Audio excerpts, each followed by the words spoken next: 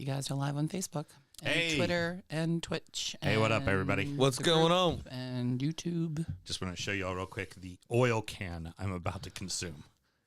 Oh, good Lord. Why would you? Let me get a picture of that. Why would you do that? Because it's good. Why wouldn't I? It's an easier question to answer, I think. Because I can think of at least Lower 12 a little reasons bit. why I would. There we go. There we go. Let's My God. crack that bad boy. And then pour it into my course, everyone can giant see frosted mug. The eggnog that I'm drinking. All right, guys, we'll start in about 3 minutes when actually Sam's a done beer. pouring his beer. Yeah, seriously. Nobody likes that much head, Houston. Well, You gotta get the gas out of the fucking beer. So you having some head, it'll die down. Can we, at some point, the day we do the drunk show with him, can we have him chug Das Boot? I'll do Das Boot that night. Ooh. Das Boot? Be careful of the bubble, though. It's the bubble, It's the bubble. and your mother explodes. Yeah, I request that one, please. bubble. How many ice houses will it take to fill the Das Boot? oh, I chugging don't a know, Das but- Boot of Ice House. Can we go find the old ice houses when they were a higher alcohol content? Oh, those ones, Jesus. We don't need that in our lives. Nobody needs that mojo. I mean, that is 3 inches of head, 4 inches of head. Yes, because you're supposed to get the gas out of it. I know. I feel like we can do like some art on top of that. Where's like the beer printing thing? One of the stamps. Yeah. Yeah. I can think of a stamp I'd like to put on my wife right now. Is it a from the fungal family? Yes, it would be, definitely. So- Big one. Right there. All right, so this is not going to drink itself, so let's go ahead and get a little Get this. tester in here. Weird. I've got sidebars on my thing, but I'm just going to go with it. My video is a little messed up, but it doesn't matter. I'm not going to be shook very much. That's so, Ice, cold and refreshing. for what we're doing, though, that's terribly inconvenient. Oh, yeah, quite. But you're envious, I know. You're looking at it going, damn, I wish I had one of them. Here, hold that. Just leave it on your lap. Mm-hmm. It's muted, so it's fine. Yeah, that's right. We have a studio audience today, boys and girls. Yeah. Yes, we do. Oh, but we should set this. Okay, I am ready when you are, Mrs. Houston. Oh, I forgot things like, I don't know, setting the board to music. Is anyone going to ask me if I'm ready? Tegan, are you No. ready, honey? You know why? Okay. Because you're a professional, and I know you're fucking ready, Mr. Graham. Oh, fuck! Yep, he's ready. I made Tegan snort Sprite. You've never heard that sound, have you? That was your father, terrified of the dog breaking through the door. We were sitting here doing the show, and the dog pounced the door. Oh, fuck!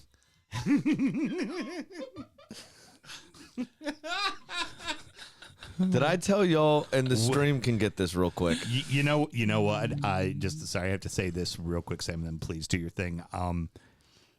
You could have gotten lots and lots of great birthday presents.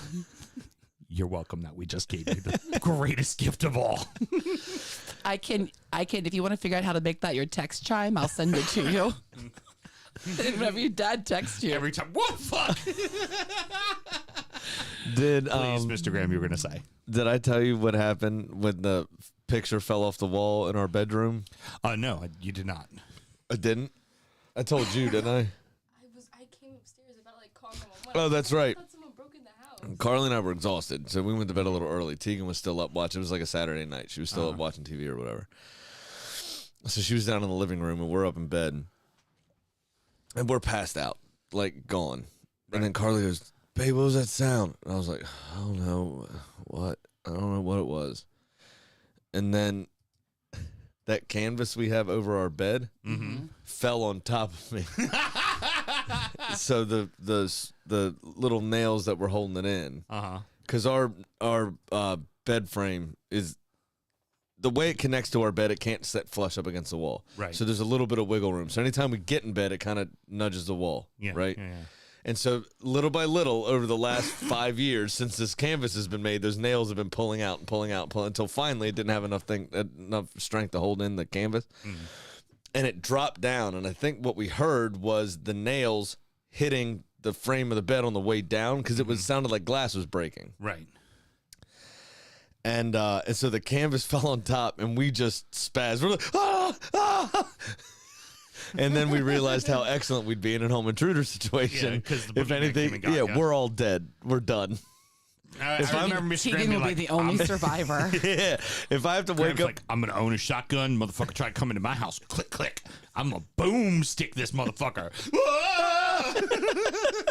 if I have to, like, we were essentially slapping each other, Carly and I. Like, it was bad. And, but yeah, if I get woken up from a dead sleep and have no time to prepare, Right. said shotgun, done for. We're all dead. It's over. We're all dead. I mean, the kids are upstairs. Just take us. There was All a right, Tegan, time. it's time for you to get a shotgun and learn how to operate one because at least you're on the very top floor. You've got a fighting chance. You got a fighting chance, right? They're going to take care of him first, right? So I'm sorry you're going to lose him, but you still got a chance, right? So just remember that. Save the baby. You and Cam will be just fine together. I'm sorry to say, but she's my top priority. Yeah, she should be. She should be. She should. That's a Absolutely. good. That's a good sister. One time in Edgewater at the old house, One time in Edgewater, someone, I guess they just tried the front door or something, and then Sam comes out, running down the stairs with a golf club, butt ass naked. I'd make anybody run away. I don't know what would have been scarier. want some? Come get some. Pretty much. That was his attitude, and he's doing this weird hip swivel while he was doing it. Like it was. Wait, come back, I want to play. So what did Paul Pelosi do? So primal. All right, let's get to the fucking show, kids. Let's do Listen to this shit. sound check if you want that reference, please. All right, you ready?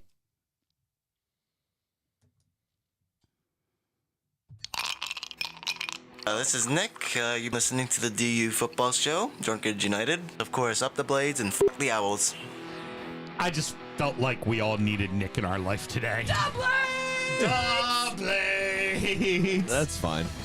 And old Sheffield Wednesday's down in League One, so he doesn't even get to play them. That know. sucks for him. Yeah, it's terrible. It taught us a valuable lesson.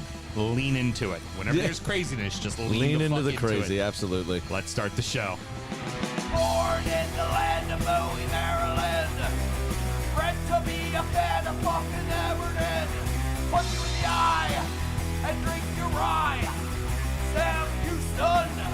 Sam Houston?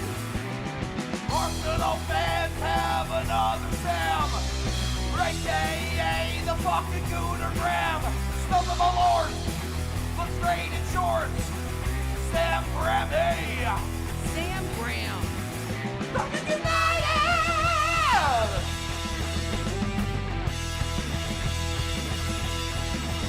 Fucking United!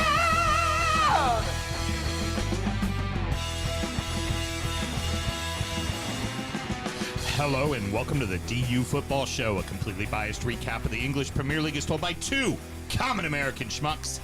I'm your host, Sam Houston, and across the way from me, all slicked back and douchey, my co-host, Mr. Samuel Graham. Sammy, how you doing, brother? Tight. Tight. Yeah, no shit, I can tell. Yep, shaved 5 years off, though. Pulled my forehead wrinkles back. That's one positive thing about this, I guess. You're so vain. You probably think this pod is about you, don't you? Don't Well, I've got the shirt on, Sam. Hashtag, it is all about me. you? Oh, that we definitely know. We're recording at the DU Public House just outside the nation's capital. You can check us out on all podcast platforms. Please be sure to rate, subscribe, review, and share with a footballing friend. Should you want to chat with us, there is many ways that you can. Mr. Graham, tell the good people how they get in touch. Absolutely. It's at DU Football Show on all the social medias and dufootballshow@gmail.com to get in touch by email. We also got a YouTube channel. You should mash that subscribe button, bruh. Sam's on TikTok. Hasn't posted a video yet, which I think we should start the hashtag Make Big Sam Dance again. And get that is nothing nobody needs to be seeing. Get that go. Just give him a golf club. Apparently does a sweet hip wiggle. Yeah, and then there's the Patreon. There's the DU Drip Shack. There's all sorts of stuff you could do to support the show and get in touch and help out. Just make sure, whatever you do, join Drunkard United FC. That's the closed Facebook group. That's where most of the hashtag bans happen. Actually, pretty much all of the hashtag bans happen there. A lot of good memes floating up now that Taylor's out of Facebook jail. Mostly of me and you, actually. Yeah. That's how it goes. So, yeah, do that. You know, they do say I got the moves like Jagger. Sam and myself both work in the wine and spirit industry and both have a deep, passionate love for all things distilled spirits. So as the red-blooded Americans we are, we've got to have a drink in our hand, sometimes exceptionally large ones. This show and every single show. Mr. Graham, what are we drinking? We have a very special one. Have we had this one on the show before? I know we've done a few Hill Rocks, but I don't know if it's been specifically this one. It's been 5 years. I couldn't tell you. It's probably new. Hill Rock Estate Distillery. This is their handcrafted estate double cask rye whiskey from Hudson Valley, New York. It comes in at 90 proof, and this is a Sauterne finish, I believe you said. Yes. Yep. Which, for those of you that don't know what that is, Semillon is a kind of cousin or brother to Sauvignon Blanc that is grown on the right coast of, Yeah. the right coast of the river in Bordeaux. Yeah. Merlot. No, left bank. Left bank. It is left bank, It's isn't it? Cabernet side. Cabernet That's side. right. Yep. So it's on the left bank of the in Bordeaux of the river, and fog comes through and kind of puts this cool fungus, good fungus, on the Semillon and Sauvignon Blanc grapes, and essentially it's called botrytis. It concentrates the sugars in those grapes where normally they are dry whites. They become extra, extra sweet. They get aged in oak casks and then usually sold in 375s because they're so sweet nobody can drink a full bottle. But they are considered some of the best dessert wines on the face of the planet. Kind of akin to, but different slightly from ice wine, essentially. Yeah. But very, very good. And then those casks are sometimes used to house whiskey after that. And it adds a fun, funky little sweetness from aging in those casks. It's a lovely little kind of honey kiss to go on the spiciness of the rye, and with their double casking with Hill Rock, before Dave's unfortunate passing, I had the opportunity to be with Dave at Hill Rock Farms and see their whole process. They start with a 25-gallon brand new American White Oak 3-char barrel. And then they combine to make, take 2 barrels and combine to 1 53-gallon. And normally these are about 4 to 6 year old ryes. For the most part. That's delicious. You get that nice kind of vanilla caramel up front you normally would from any type of American whiskey. Nice rye pepper to kind of close out. But then, as you say, you get that kiss of honey and almost kind of like again, with this one I get a lot of creme brulee. Kind of almost toasted marshmallow on the end. Definitely toasted marshmallow. Definitely toasted. Delicious. And I have usually runs about 90 on the shelf or so. A Sauterne finish probably puts you over 100. But Hill Rock in general is between 85 and $100. Yeah. A bottle, I've seen it depending as on much where as you go. $1.10, but that's normally right around 100. It's pretty safe bet for any of these whiskeys. So just remember to drink responsibly. Hells yes, always drink responsibly. Unless you're playing poker the night of October 30th, and drink your face off. Which will be you later tonight. After 3 weeks, by the way, first place. Oh, there I've you go. cashed each week. Nice, Yep. good job, Killing it. And then of course we have all of our beers, and I have an obnoxiously huge Oktoberfest from Pauliner in a big giant stein, and we will talk about that on Injury Time. Yes, which you can find at patreon.com/DU Football Show. You're a whore. Thank you. All right, let's get into it, kids. Cheers. Cheers. Oh, that was actually a good clink for That wasn't bad. Yeah, we're getting better at it. You know, I think after 20 years of knowing each other, we'd be good at it already. we fucking somehow finally decided how to figure it the fuck out. Maybe we can learn how to say a sentence, too. Yeah, that I can't do. Why do we love the Prem? Because any week, anyone can lose to anyone. And sometimes they lose 2 in a row. Leeds 2, Liverpool 1, Brighton 4, Chelsea 1. I'm going to need you to please Oh, okay. What? say the proper score of that game. Brighton 2. Chelsea players that they think they're playing for Brighton because of Graham Potter 2. Chelsea won. Yes, there we go. Got to break it down accordingly. Two fucking goals. Just what a mess. Leeds with their backs against the wall. Jesse Marsh on the chopping block. Everything get a historic, massive win at Anfield. Big time win, but it didn't start off looking like that. Very big miscommunication between Meslier and Cooper. Meslier was coming out to head a ball that was played over the top. Cooper didn't know he was coming, headed the ball backwards. Yep. Almost let them in. Mo Salah, though, tight angle, kind of looped it up over, and Leeds were able to clear their lines. Just 3 minutes later, Gomez played a wonderful ball to Rodrigo, though, catching out the entirety of his own defense. Out of position. I was gonna say, what's the problem there? And not ready. The problem is Gomez plays for Liverpool. Yeah. And Rodrigo plays for Leeds. Pass ball to wrong guy there, chap. Yeah, but so easiest goal he'll ever score in his career. He did well to be aware of the danger and be ready to pounce. But other than that, everything else was done for him. Really. Also, Virgil van Dijk is looking 2 steps off the pace. Ooh, okay. That's He was getting burned left, right, and center in this game because Leeds didn't sit back. The announcers said it during the game, too. They said this is more reminiscent of a Bielsa side. No disrespect to Jesse Marsh, but this is more, they're pulling out all the stops here. They're going after it. And Virgil van Dijk just, I thought, looked, just the eye test, looked the least equipped to deal with what Leeds were throwing at them. So then that's going to be exactly leading into the very next question I was going to ask is the defense bad, or is it the midfield is getting old and doesn't have the pace that it used to have and can't always cover the defense? I think it's both. Yeah. I think something in Liverpool's back line is very disjointed. I think the injury situations that they've had throughout the season where I think they've started the same back line like 3 times all year so far. There's been changes There's every been week. changes every single week in the back line. Sometimes Robertson's fit, sometimes he's not. Sometimes it's Tsimikas, Gomez is hurt, or whoever. Matip is in and out, all this kind of stuff. I think Trent Alexander-Arnold and all this, tabloid speculation around him and his England career and everything else going on and who's going to the World Cup. Virgil van Dijk, the Netherlands have looked pretty decent during the Nations League campaign these last couple months.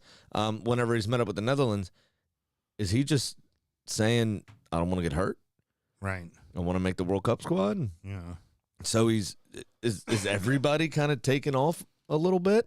Yeah. In that squad, it's a really strange situation. But then you add in the aging midfield, also injury-ridden throughout the year, making changes left, right, and center. There's no continuity where over the last 3-4 years, Jurgen Klopp has used pretty much the same starting 11 minus maybe 1 or 2 players. And it may just be that heavy metal football and all that kind of shit that they play, that their bodies are finally starting to say, fuck you.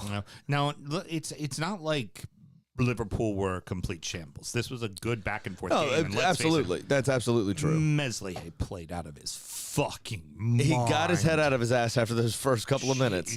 You say this all the time with him. He starts off a little funky, and then once he figures it out, he's good to go. He's perfect. Yep. He's a good player. He's a good goalkeeper, but he's young. I mean, and I've said it about Ramsdale. I said it about Nick Pope. At Burnley a few seasons ago.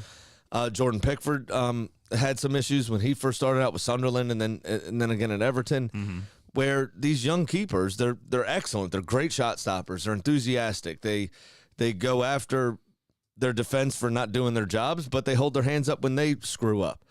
But they screw up because they're young. They're inexperienced. Goalkeepers don't peak until 32, 33 years old in a lot of cases. And these guys are 23, 24, 25. Some of them not even that old. I know Nick Pope is a bit older now. It was a kind of a older example, but they're known for a bit of a gaffe, you know, and that's just it is what it is. What Meslier needs to figure out is to not how to be Lloris and have those gaffes when you're 33. Yeah. Right? Yeah. Exactly. And if he can do that, he will be the French national team goalkeeper that succeeds Hugo Lloris. I think he could be. I think he very Absolutely. 100%. Great little change of pace card that Jesse Marsh played later in the match with the young Italian Granto. Yeah. Wow. I mean, and directly responsible to the lead up that actually created the second goal. He was the one who got down the sideline. Yes. Had both of the defenders pinching on him and then did that lacing quick pass into the middle to Bamford. Right, which Bamford, now there was a little bit of a fortunate error about this as well because Bamford's touch was fucking terrible. Yeah, it was. What it did do was take, I can't remember who it was, either Gomez or Van Dyke out of the play, and the ball fell kindly to Somerville, who's Somerville in autumn. I know you saw those memes. Who's Somerville, despite it being cold outside, was able to find the back of the net. Now, Allison, after the match, did say in his post-match, I should have kept that out. That was, I was unsighted or whatever he said. It wasn't a particularly good strike. I mean, there was a lot of fortune surrounding it, but when your back's against the wall, you need a little bit of luck, and Leeds got it yesterday. Yeah, it was absolutely the case. And now for Leeds, you got to use this momentum. 100%. You got Bournemouth at home next. You got to get a fucking win. You got to hit him early and hit him often. Because here's the other thing, too. And we were hanging out with our boy Lars. I was last night. And he's a big Leeds supporter. They seem to be one trick. In heart. Yes. Because he's not very big. Oh, stop being mean.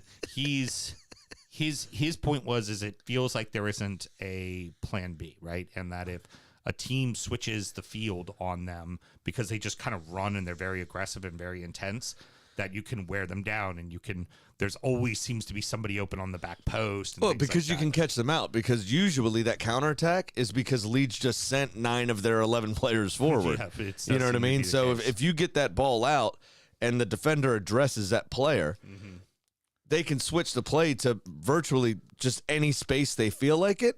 And more than likely, somebody on your team will have a chance of getting there. Yeah. And we saw that with Nunez. And Nunez should have done a lot better to put this away. What was it against?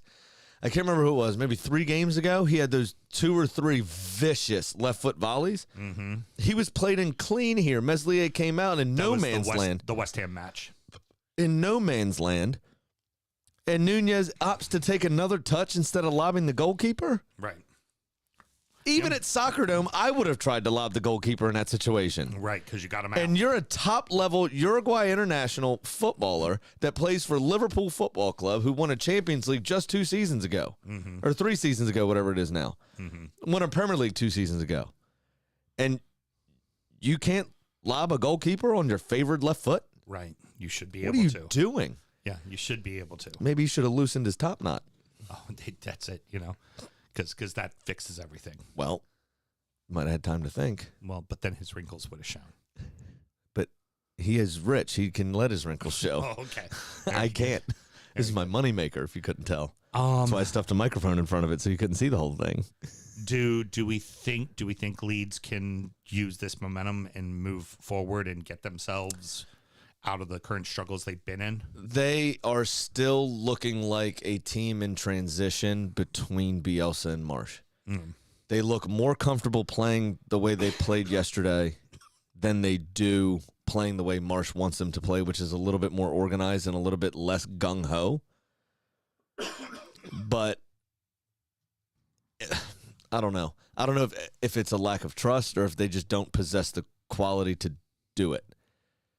Couple players do. Tyler Adams looks comfortable playing the way Jesse Marsh does. So does Brendan Aronson, and that's not an American thing. That's a stylistic thing. They've been playing that way the entire time. Yeah. But the rest of the Bielsa, kind of acquired squad doesn't look comfortable playing that way, and that's going to be difficult. And they're going to need to figure that out because they can't be gung ho against everybody. Now, moving on. That's how they almost lost it last season. Was that they were too gung ho. Yeah. Precisely. Now, moving on to Chelsea and Brighton. Brighton exact their revenge on Potter leaving. Oh, yeah. But Chelsea also hurts themselves in this matches, too. They absolutely do. 100%. I mean, I feel more pain for Ruben Loftus-Cheek than I do for Chalobah. I think Aretha Balaga was better placed to make the save for Chalobah's own goal. So I have less sympathy for him and sticking that boot out. Because I do think Kepa would have got there. The Ruben Loftus-Cheek, after that flick, he's reacting to that flick from the corner, right? That skimmed off the head of, I can't remember who it was. But he just sticks his leg out. He doesn't know what's behind him. there's no player really in front of him either. I mean, one could argue he should have been marking better and would have been better placed to figure out where that ball was going to go. But that ball comes skimming off ahead, and he thinks, "Oh shit, I got to react to this," and it comes off his knee. It's more it catches the underside of the bar as well. Bit more unfortunate than Chalaba's. I think was just a dumb tackle. I think it was a lack of communication, and Kepa didn't say what he needed to say, and Chalaba stuck a boot out, and he wrong-footed his goalkeeper. Yeah. Well, not even wrong-footed him. Kepa was sliding out to make the save, and Chalaba just put it beyond him. But Chelsea did start the game ridiculously sloppy, and what took 5 minutes for Voldemort FC to get it done. There it is. There's your Potter joke, everybody. You knew it was coming. And Leandro, you're lucky fucking Dan Bird doesn't play it anymore because there's a ton of Hagrid jokes in there if he grew a beard because he's 7'2" or whatever he is. But anyway, they needed 2 goal line clearances from Thiago before Trossard actually scored. And that was in the 5th minute. You know, it was like Chelsea just did not look at the races from the off of this game. And Brighton looked like a team that had been playing well, that went on a 6-game shit run. And not even shit. They were getting some draws. But a shit run for them in the form that they were in, and were frustrated by it and decided to let all their pain out on Chelsea. Yeah. Because of Potter. And they did it. Yep. Now, Mendy hit at halftime for Kepa. You agree with that move? I mean, that's a... So the EPL app, because I was looking at the fantasy stuff, of course, has Kepa listed as having a foot injury now. But still a 75% chance of playing in the next game. Yeah. Now, that being said, there's no update from medical staff or anything else, which usually takes 24 to 48 hours to happen. Yeah. So, I don't know. I don't know if it's... Because Kepa's been playing very well. Big B agrees, by the way. And I think it's mostly, right? I think it's mostly a Chelsea outfield team problem rather than a keeper issue. Yeah. And I think Chelsea actually have 2 of the better goalkeepers in the Premier League right now. It felt like with Kepa having him be taken off, it's almost like you're blaming him for the shitty way the team played. Well, right, exactly. Which I don't hope because you never want to see anybody get injured. But I hope Potter comes out and at least says he's injured and then sits him for the next game or 2. Right. Because it'll destroy his confidence if you subbed him off at halftime and then he didn't need it. Right, exactly. And he's not injured. Let's face it, he's been a little, prior to this recent run of form, he's been a little weak. He's had problems between the ears at times. Why do you want to fuck with his head?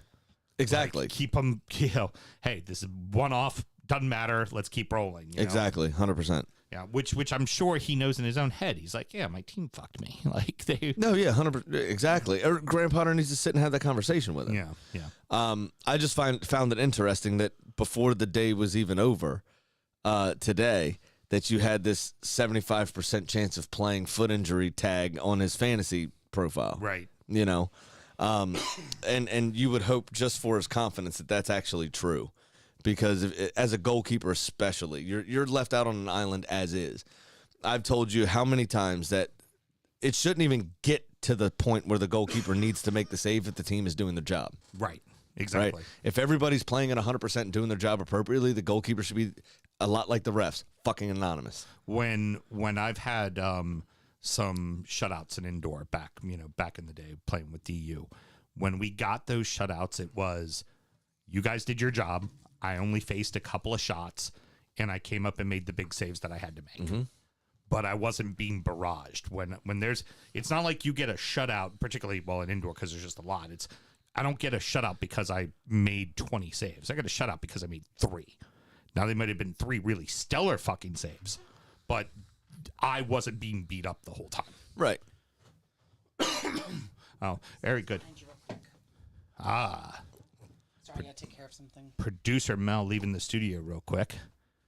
And down goes the Arsenal blanket. It was my whole goal this whole time. Sorry. That was the whole goal. I love it. That was perfect. The whole goal was to knock down the Arsenal blanket. Well, that's all right. Douglas Luiz scores off a corner. We get +9 today. It's fine. And I was about to, I was about to end the segment, but now we have to draw Now it we have out to a keep little bit going? longer Yeah, because that's we got to fill, kids. We got to fill. So, how's it going in your world? I was going to say big thing here was Let's break it again. Oh, she's back. She's back, everybody. So I'm back from outer space. for the Seagulls, like you said, this is a great result. Puts them right back in the conversation for European play. And you know, when you're playing the teams around you, who you need to check your back there, Killer. Yeah, there we go. I saw it. Ow. No, I got a cramp. It's a weird way to bend. You're getting old, stud. I know. Go ahead. Keep making fun of me turning 50, and you're the one over there crying about a hurt back and shit. But Eve, you want to be in Europe, you beat one of the teams you're going to be challenged for a spot in Europe with. So that's big for them. And Brighton just did.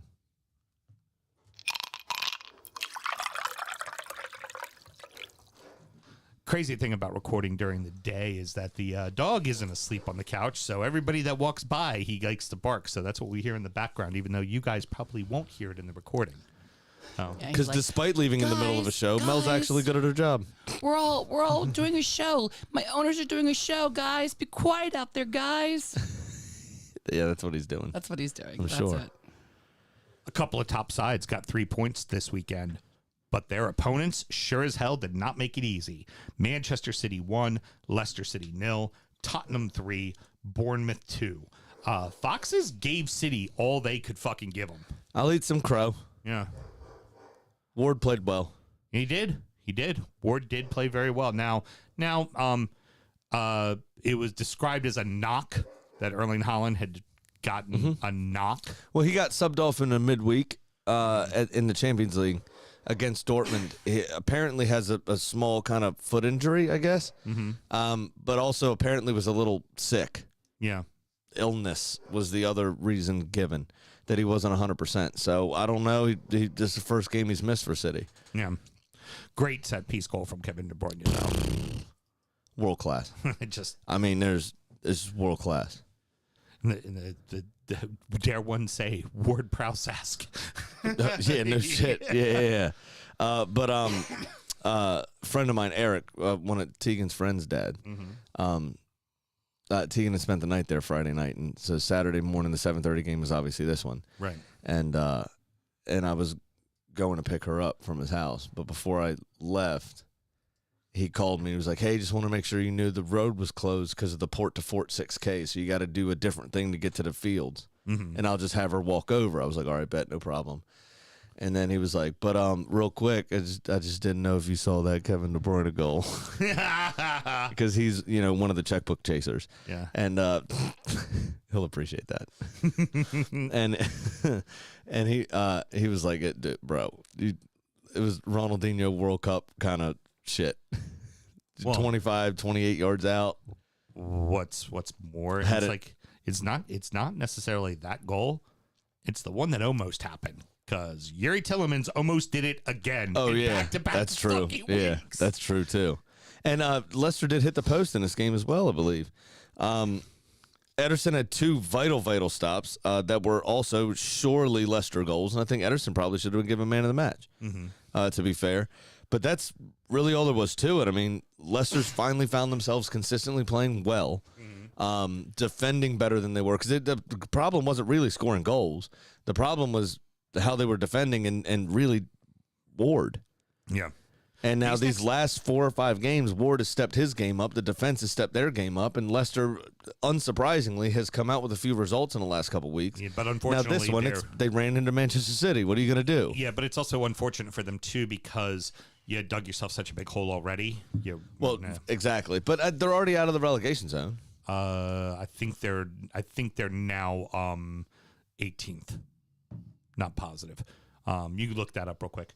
They could be 17th and somebody else is 18th, but I could have sworn it was, because Leeds win got them out of the relegation. It could have been the Leeds win. But Yeah, Leicester are 18th. They are a point behind Southampton, and Villa and Leeds. Yeah. they got a couple. So it was Leeds' win. You're right. Because when I saw it, they were out. Yeah, for them, these next couple are really important. It's really going to set the tone of what they should expect for themselves getting right before the World Cup. So it's Right. pretty fucking big for them. Yep. Cherries and Kiefer Moore get off to a flying fucking start. My man Kiefer. Yeah, fuck you. My man Kiefer. No, here you go. Fuck you. Don't be mad at me. It just shows my depth of knowledge of the Premier League. Sure thing, depth of knowledge. Go ahead. It's all contained right there. Oh, right there. Okay. That's where it is. I can think of things that I woke up I can think of Friday other things morning that's used for too. with a tingle right here, and I was like, Kiefer Moore's gonna have 2 goals. It's like Spidey sense right here. That's why he was on your bench and subbed in for you. Auto subbed in. Yeah, because I really didn't think Holland was hurt. I thought that was bullshit. But had he been, I knew it was coming. I would say what's going on there on the top of your head is more like a joystick and directional kind of thing. Okay. But, you know, All right. like a gear shift, right? Go deeper. Jesus Christ. Tottenham were slow and sloppy. Yes, very Bad. They looked terrible. And Kiefer Moore didn't even require the use of his head for the first one. no. The announcers in the Curse of the Commentator of the Week had just said how, what's his name? Tavernier, the guy they got from the Championship Club. Yeah, I remember. I can't remember who. Doesn't matter. Hadn't had a goal or an assist yet for Bournemouth since he joined them in the summer. And in this game had 2. Yep. But the first of which was an excellent counterattack. Solanke did most of the hard work with that reverse pass. But he still had a lot to do to take the ball under control. Great pass behind the diving Eric Dyer, I think it was. And then Kiefer Moore opened his body up well and found that far stick. And it was excellent. Great goal from Bournemouth. And then they did, for a while, keep pushing and disrupted Tottenham at every opportunity. But as soon as they had that 2-goal lead, they retreated into themselves and invited pressure on, and Tottenham started to turn the screw. Yeah. Interesting. Not the usual suspects you would expect for the goal scoring there for Tottenham at all. Ben Davies Betancourt. had another shot, though, also that was just wide, but fizzed it. Yeah. It was an excellent strike. Sessegnon, whose substitute was being readied on the sidelines. Right. And then he goes, yeah, fuck you, bro. You're not coming on. Fuck you, I'm scoring. Yeah, goes and scores. And then, as you said, Bentancur. But that was a bit fortunate, in my opinion, because he had the initial effort from the corner, hit 2 or 3 players, fell to him, and the way everybody kind of turned to react kind of opened the lane for him to shoot. Now, he did well to react to it and found the back of the net, but it was a bit fortunate that the ball fell back to him in the first place. Now, that's 3 in a row now for Bournemouth, and they find themselves right down back in the bottom of the table. Right now, back in the conversation again, yep. Right in the thick of it. And unfortunately, they have a Liverpool on their scoring record, which Right. is going to hurt them when it comes to goals against. I usually refer to that as a Southampton, though. Oh, very good. Well said. Well said. Yeah. See, you like how I set that up for you. So Thank you. you. Can knock it down. Listen, change up, belt high, right down the middle. Yeah. Hey, Ken, got to remember, when he's laying those out there, I'm helping him get it done too. It's a team effort. I told you we texted about it the other day. Yep. Yeah. It's pretty fucking brilliant. He likes it.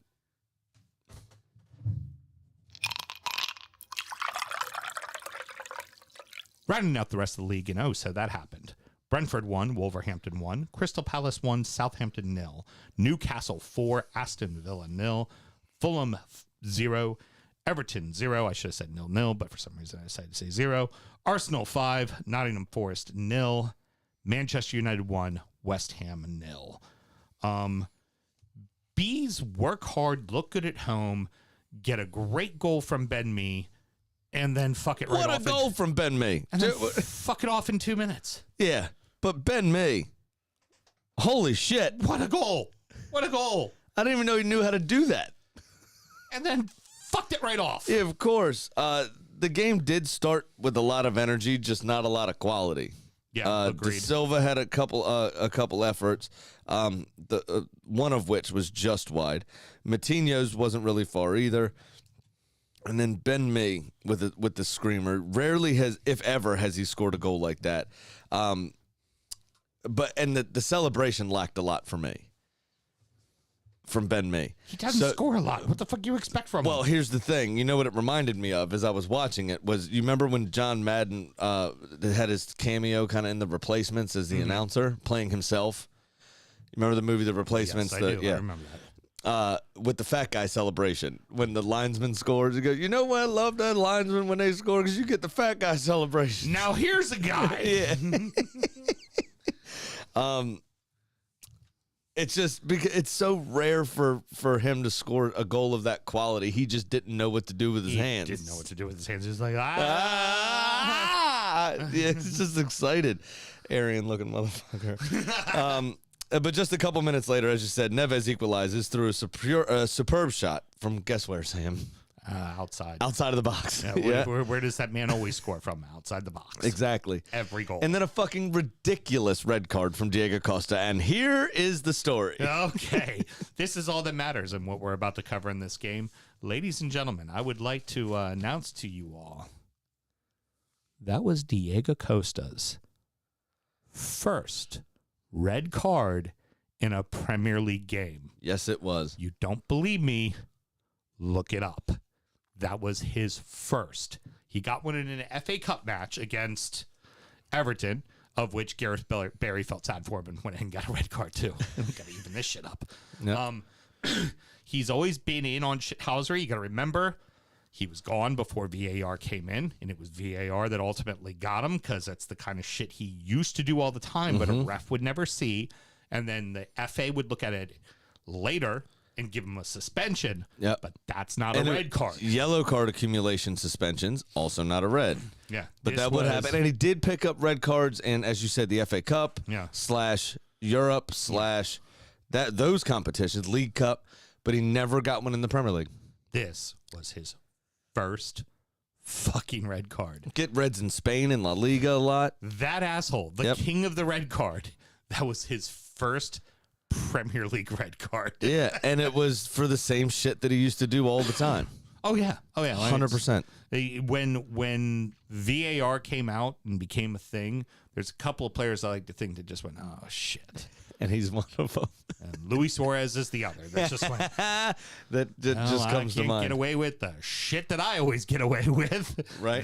That's now over. That's exactly it. Palace win comfortably, despite the fact that the Saints really led in most stats. No, the stats were just about dead even. I mean, I think Southampton had one more shot, maybe 15% more possession. Yeah. But the first real chance of the game fell to Southampton as well. They hit the post. I can't remember who shot the ball, to be honest with you. But hit the post. Eze then forced Bazunu into a pretty good save, but one you'd expect him to make, really, on his form. And then Edouard scored the only goal of the game with a pretty devastating counterattack. Now, part of that devastatingness had to do with the fact that one of Southampton's defenders was the one that lost the ball and ended up on the floor, and it's the one that was in Sons of Anarchy as an extra, Lienko. And the Palace just, on a dime, turned defense into attack. Now, granted, again, it was about 5 yards into Southampton's half when they took control of the ball, but don't take any of the work away. It was a good counterattack and a good finish running at speed from Edouard. And Palace, 10th place now. Exactly. I told you, to watch these next couple of games, you're going to see them shoot up the table. Yeah, and absolutely. But they need to figure out how to control the game a bit better. Yeah. They need to, especially in their building. Mm-hmm. And this, I think, part of that is what Vieira is trying to get out of them, because a lot of those players that are there, is basically all the young ones that were there were kept, and then everybody new was brought in. They need to figure out how to get the kind of Roy Hodgson mentality, if you will, out of the players that were already there. Mm-hmm. Agreed. And they need to move that forward, because, like, even Joachim Anderson, who's young, was brought in prior to Vieira arriving. Right. He's a good defender, right? Tyreek Mitchell's come through. He had a couple appearances before, but he's come through and is now a regular for them, provided the overlap in the past. Right. He's got to figure out how to get them to be a more possession-based team and channel their creativity into breaking teams down rather than soaking up pressure. Especially with some of the pieces they have with Olise and Eze. Exactly. And Zaha. You got to be able to hold the ball better in possession. Contender for worst dive of the season in Elise in this game as well. Pretty bad. Wasn't Pretty even bad. fucking close. Pretty bad. Pretty fucking bad. It was horrible. The Geordies are fucking flying right now, man. The last line. You know what? I'll wait. No, go ahead. No. I'll wait until we go through what happened. The score line is a bit surprising, though, because the first half was pretty evenly contested. Both keepers were necessary. Problem is Emi Martinez went off injured. Mm-hmm. When that happened, you saw kind of the confidence start to seep out of Aston Villa with each Newcastle attack, and then eventually the dam just broke. Yeah, and it's not like Olsen's a bad keeper. He's Sweden's number one. Well, he just never plays. Yeah. He just doesn't play, and so the familiarity with the Villa backline is just not there. Yeah, agreed. And I think that led to the falling apart. And really, the first action Olsen was asked to make was a penalty save, Right. which he got massively wrong because Callum Wilson put a pretty soft effort straight down the middle. Yeah, he got him to way overcommit. Mm-hmm. And in that vein, and that was also, the 8th minute of stoppage time, 6th minute of stoppage time in the first half, which of there was 10. Because of the Emmy concussion. Mm-hmm. Because of the concussion, exactly. Which Emmy says he is okay and will be back for the next game. Very good. If the doctors clear him, yes. He can't, he's no longer allowed to make that decision because of the head injury. So it's the medical staff have to clear him of concussion first. But he was taken off due to a concussion protocol, yes. Yeah. So, which, again, like I said, takes that decision out of his hands. Right. Mm-hmm. Agreed. But he, now, that being said, Olsen should have been, kind of fortified by the fact that Ashley Young was willing to put his body on the line and make one of the saves of the season. What a hand. What a strong hand that was. Holy great shit. hand. Problem is he's a defender, not a goalkeeper. Yeah, exactly. Yeah, penalty. Yep. Right? And that's where Olsen got screwed with his first action being diving out of the way of a shot. Right, exactly. That doesn't work out well. Yeah, no, not at all. But just after halftime, they just kept going. A training ground corner saw Wilson get a second of the day. Pretty comically easy fashion, in my opinion. I don't know how you saw it, Mel. But I stopped watching after the second goal. That's what I'm saying. I was there. I just it was on your phone? was on my phone, was doing other things, was half paying attention because I was like, I'm fine. Yeah, just kind of stopped paying attention. She Yeah. was like, I was like, you going to keep watching this? And nope. Like, it'll I'm be done. on, but I'm just going to sit here and do some work and pretend it's not happening. Just a few minutes after that, Joel Linton finally gets repaid for all his hard work that he puts in, game out. And gets on the back just barely onside, but gets on the end of a rebound that Olsen gave up. And then Almiron finished it off with the goal of the day. Hands down the goal of the day. Another curling effort with that famous left foot. Famous in one person's mind at least, Jack Grealish's. Jack who? Yeah, and sorry that Almiron took his mugging off of Jack Grealishness back to Jack Grealish's old stomping grounds. Too funny. Just to rub it in. But Newcastle, these last few games, man, like you said, they've been in form. They seem to have obtained fire. Their fourth fucking place, man. They have obtained fire. Yeah, when he was like, well, you're playing the fourth place team, I was like, Newcastle's fourth? What world is this? Yeah, exactly. Well, they could have had more, Mel. Olsen did make a couple of saves. Yeah. And they hit the post once or twice. And then they blazed over from a couple that shouldn't have been blazed over. Should have at least forced Olsen into a save. So I'm going to mix nerd references. Go for it. But they must still be in training with King Kai. In their obtaining of fire. All right. Well, Mel. Well, we got Unai Emery coming in very soon. Everybody seems to be excited about it except for Graham. So up the Villa. I don't care. I'm quite excited because y'all will play boring football. That boring football doesn't get beat fucking 4-0. Boring football draws 0-0. Yeah. Let's head into the next one. That's fair enough. Actually, this really wasn't a particularly boring game. It was pretty fun. There was some good action. Pickford made a couple of brilliant saves. So did Leno as well. I think So did Connor fucking Cody. Oh yeah, with the blocks. The blocks, and then the one where he was stretching back. Got a little fortunate to make sure that it went over the bar. But what a save. What an intervention that was. Yeah. So we're letting our in studio guest Tegan smell the glass of Malort to understand what that awfulness is. It's bad, isn't I it? just noticed it's the Newcastle shot glass too. Yeah, it is. It Fuck is the off. Newcastle shot glass. It's always been the Newcastle shot glass. I know. We should get Manchester United ones made. For the new dumpster fire. Yeah, it's no longer liquid Mike Ashley. Yeah, it's true. I would say we should do Nottingham Forest, but 652 of them might show up. I would say it felt like Fulham had more of the chances towards the end of the match there. Yeah. Than Everton. Yeah, but Mitrovic had his pitching wedge out. Yeah, Jesus. He didn't even force Pickford into a He save. couldn't put anything on net. If I was in row Q through Z, I'd be nervous. Yeah, he had a hell of a time fucking putting anything on pitch on net. Now I would say credit Tarkovsky to a lot of that. I mean, that was just I mean, that's absolutely fair. Both defenses settled in properly. Yeah. They did very well. I was, as a fan of the club and also wanting us to promote footy as a whole, I was happy with this being a primetime game, and I think it delivered as a primetime game despite being a 0-0 draw. It's like, oh, hey, look, it's not just Big Six clubs. This was on the network. This was on NBC. And it was a good back and forth game. Had some great saves. Had a little bit of drama. Yeah, Leno had a couple, and Pickford, the one that he was stretching for, going far post to his left, I think it was an excellent save. Yeah, so I felt like you kind of got I feel like there was some reward in that, and I thought it was a good game, and heck, Everton's going to be primetime a game next week. Absolutely, and if you haven't heard yet, the rights to the next I don't know if you knew this. Mm-hmm. The next All or Nothing is Brazzers.com/Everton Football Club. I heard it. Very good. That joke's always fucking when it's the Big Six or 9 teams. Gunners. Get it? Yeah, I got it. Heart. Do you draw a heart around it when you? Oh yeah, absolutely, 100%. Indian darts too. Have to. Yep.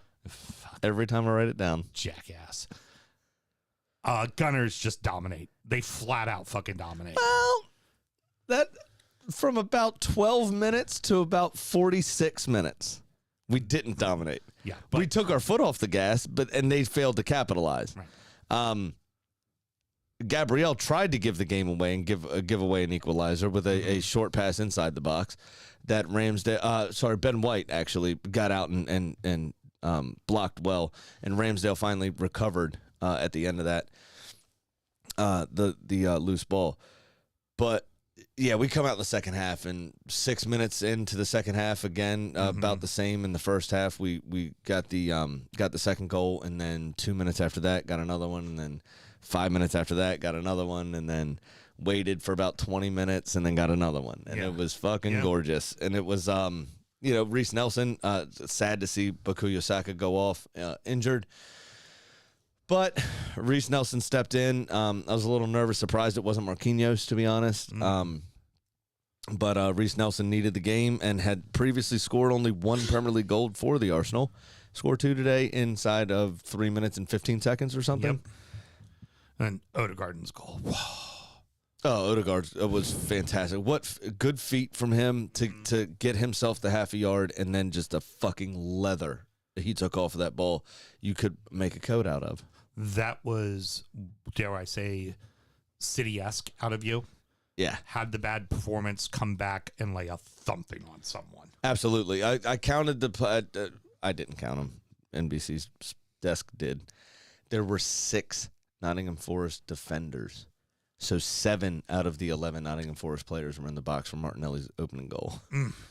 The only player from Arsenal in the box was Gabriel Martinelli. Wow. Yep. Wow.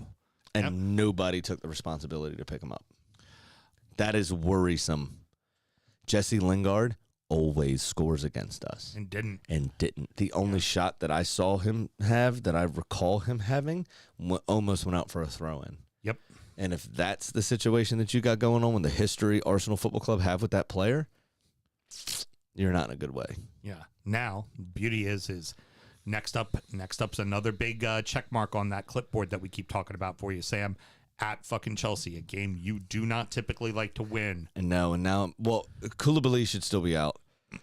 And I'm really annoyed though that Brighton beat them so bad, because It's going to fire them up a little. it's going to fire them up a little just before they play us, which is just a superstitious luck thing. But the way we played today after the previous 3 games of kind of fucking off a little bit and retreating within ourselves, I think we showed we're back at the races, despite Forest being crap.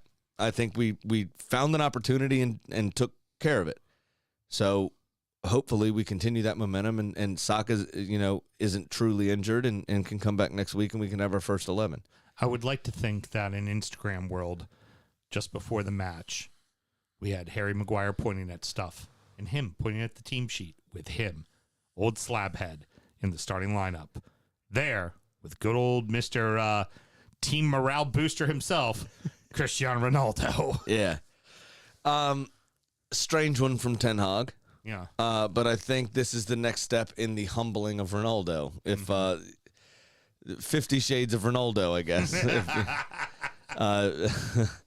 He didn't bring him on as a sub. He walked off the field. He dropped him from the squad completely, banned him from training for a couple days, then brought him back. Only used him partly in the Champions or the Europa League game, and then starts him in this one with the opportunity, obviously reserved to potentially yank him at halftime if he needed to. Yeah. You know what I mean? And that would have completed the degrading of Cristiano Ronaldo to the point where he would just be okay with whatever Ten Hag decided. And Marcus Rashford ended up scoring the goal. Good on him. West Ham did have a ton of chances, 2 in particular, but the Kurt Zuma header I thought was probably the one that West Ham would have counted their best chance of the game. Great save by De Gea. A fantastic save. And then right at the end, too, De Gea had... that was the other chance, yeah. Bowen missed a sitter that he mishit, and then the ball pokes back out to Declan Rice, who rips it. And great fingertip save to knock it onto the post and go wide. Dare I say there's some normalcy and some consistency at United now? I don't know about that, because the performance still wasn't amazing. West Ham still had a ton of chances. West Ham still were able to kind of bully United a little bit. But it's 3 points. But it's 3 points, and it's they've only lost 1 in their last 10. 7 wins, 2 draws, and a loss. So, yes, there is some normalcy back in terms of, 23 points out of a possible 30 have been put on the board in the last 10 games.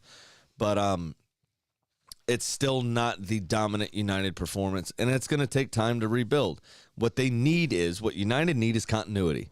And they seem to, now that Woodward's gone and Ten Hag has been installed, they seem to be focusing on Ten Hag is our guy.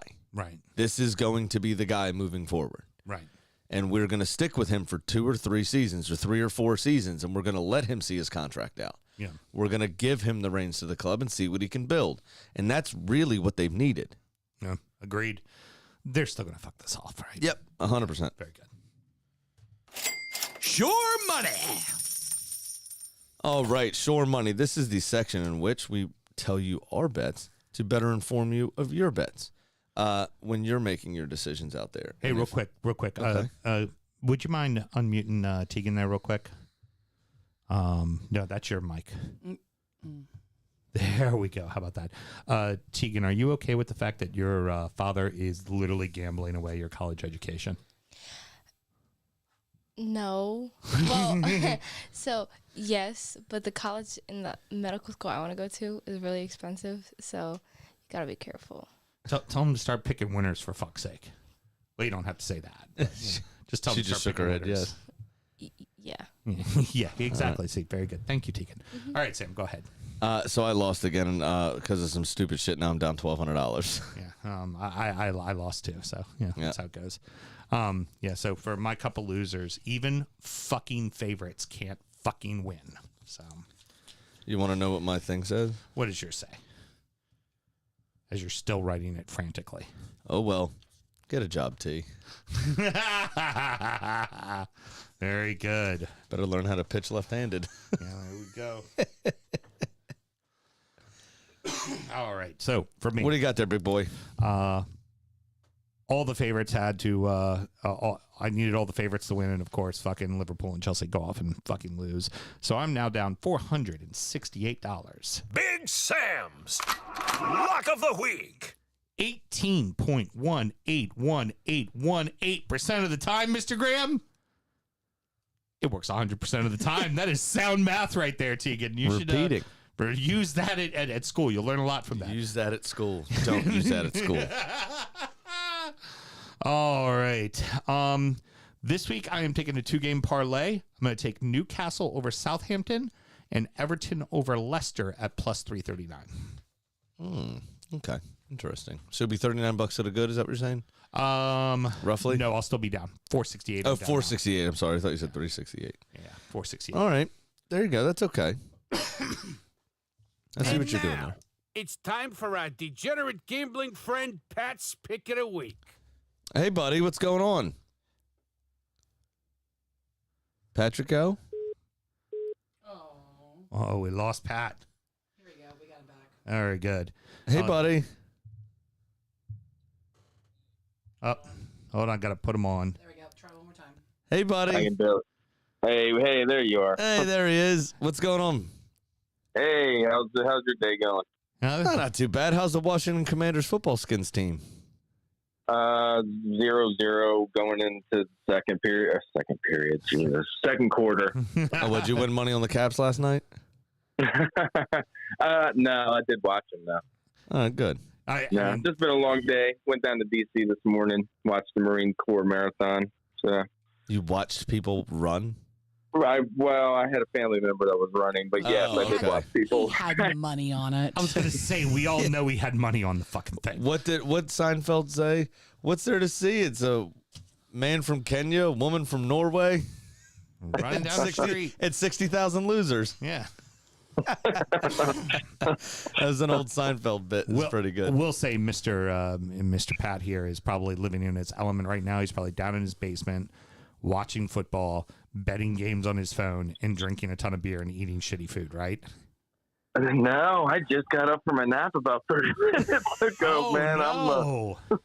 I'm Go figure. I still got some games going, but no, yeah.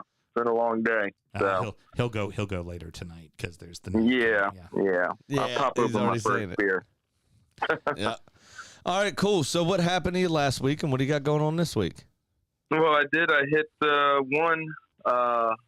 What do you call it? Bet. Long shot. Oh, sorry.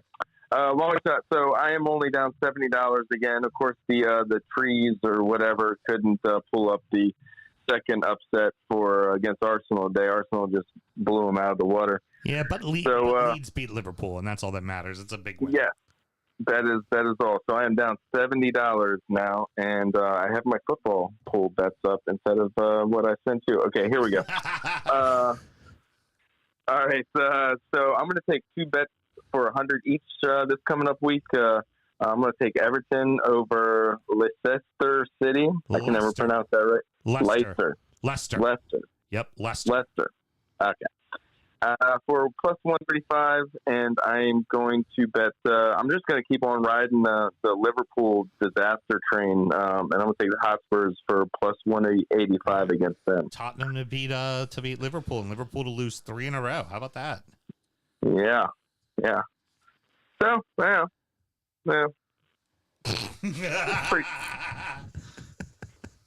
Nice, bro. Thank you. I appreciate your effort today, and you enjoy the rest of your nap and, being a ridiculous degenerate the rest of the day.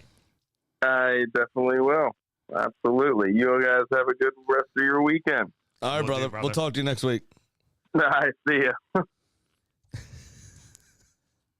Pat, always quality. Always quality. So, yeah. All right, so he's not going to be all mad about this. Mm-hmm. I'm going all in an 11 a.m. quad parlay on Saturday. Oh, there we go. Going the old hard. 4-way. Here goes your tuition for your first year, Tegan. Brentford over Forest, Leeds over Bournemouth, City over Fulham. That's only 3 in it. Yeah. What was the other one? I don't know. Shit. Figure that shit out. What was the other one? I'm not helping you. Fuck. I didn't write it down. Do, do, do, do, do, If only there were notes that Sam wrote. I'm reading my notes. That I wrote that has the games that happen. Here, I got them right here. Don't worry about it. Leeds, Bournemouth, City, Fulham, Brentford, Forest, Brighton, Wolves. Brighton over Wolves is the other one. Plus 956 on $100 bet. There you go. And Yeah. you'll still be down. Yeah, I'll still be down, but I'll be down a lot closer to zero. There we go. Well, you know what's really great? What's that? We do these bets, and you're losing your daughter's college fund, and you're starting to chip into your other daughter's college fund, and she's 2. You know what's really great? What's that? We have a chicken.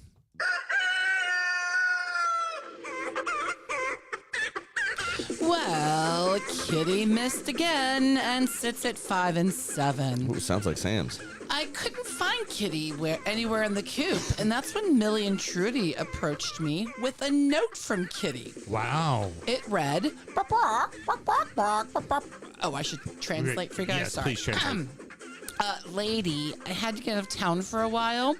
If 2 well-dressed, larger gentlemen approach you, please do not inform them of this correspondence, as it could be a danger to you and the guy. Well, it's good that she's looking out for us. I'll be back soon, but in the meantime, give me Man City to beat Fulham. Don't worry, everything will be okay. I have business to attend to. Kitty. Sounds like she's got to hide out from some bookies. That's what it sounds like. You know, in China. She didn't mention anything about pinstripes or a baseball bat, though, so that's positive. Very good. China, you know, the chicken feet are a delicatessen. They might snap off the old feet and put them in a bag or something. Could you know? be. That'd be a hell of a note. I just wish Kitty remembered the golden rule. What's that? Gamble legally and responsibly. Championship corner! I've fallen and I can't get up. Oh no! Lots going on in the championship. Birmingham beating QPR on Friday 2-0. That set up Saturday's action. Bristol City and Swansea at a 1-1 draw. Sheffield United over West Brom 2-0 as they continued their slide. Burnley 2-1 over Reading as they continued to climb. Cardiff 1-0 over Rotherham. Blackpool 2-1 over Coventry. Huddersfield 1-0 over Millwall. Blackburn 1-0 over Hull. Luton and Sunderland on a 1-1 draw. Norwich City 3-1 over Stoke. Preston 2-1 over Borough. And Watford beating out Wigan 1-0. No Sunday action in the championship today. They resume on Tuesday and Wednesday. Big surprise because there's 100,000 games left to get through. That puts Burnley back on top of the table on 35 points. Blackburn in second on 33. QPR having played a game less in third on 30 points. Sheffield United also on 17 games, 29 points in fourth place. Norwich back up to fifth on 18 games played with 28 points on the board. Swansea, a dead even goal differential, 17 games played and 28 points on the board as well. In 26 points, you have Watford in seventh and Millwall in eighth. Ninth is Luton on 25 points, and 10th is Preston North End. 11th is Reading, also 25 points each there.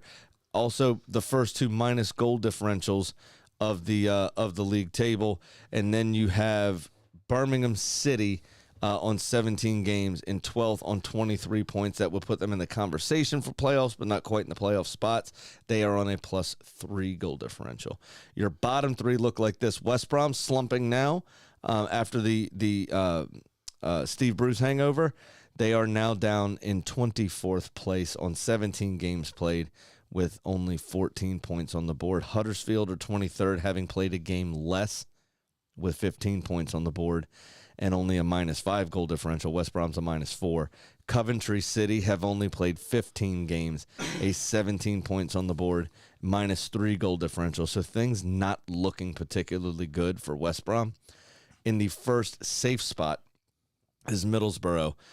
Same number of games as West Brom, less bad goal differential, -3 versus -4, so only just, but on 17 points. So even if West Brom win and Middlesbrough lose, they could still potentially be tied.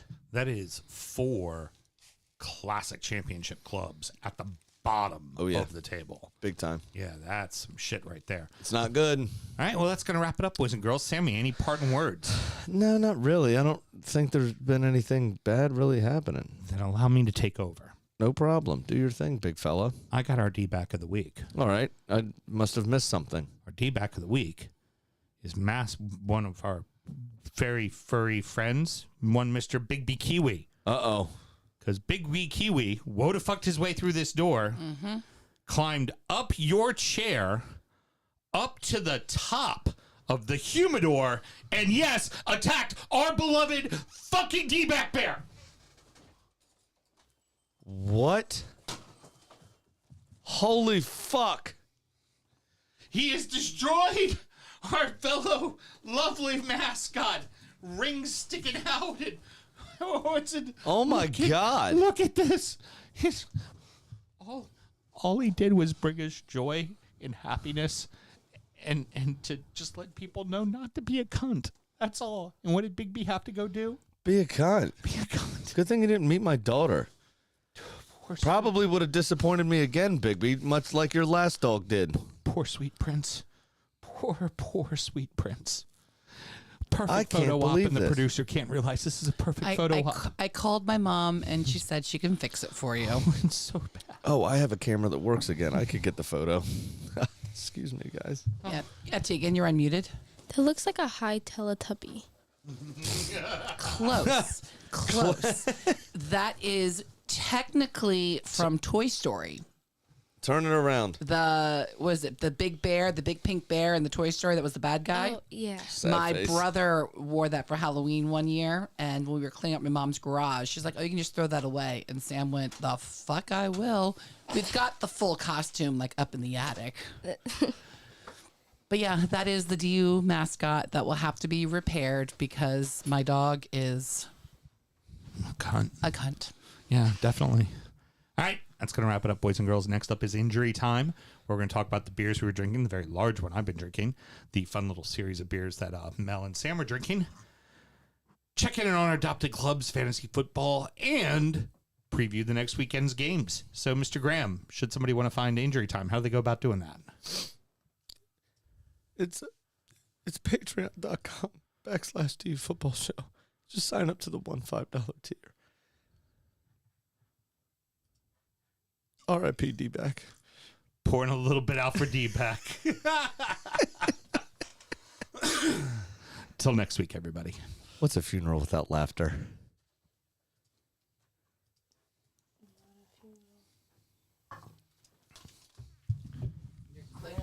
Perfect.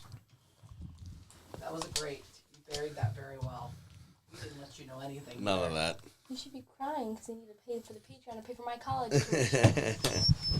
That's not real money. You know that, right? Yeah. Okay, good. You told me this before. How sad is that?